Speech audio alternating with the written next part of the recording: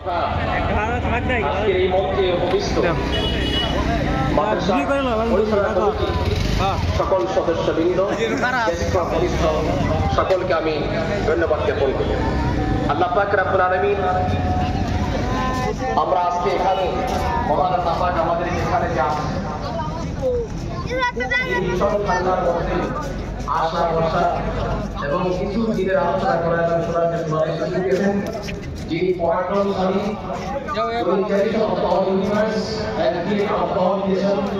যিনি ভূমণ্ডল নবমণ্ডল চন্দ্র নক্ষত্র মানবতা সবকিছু দিয়ে তৈরি করেছেন,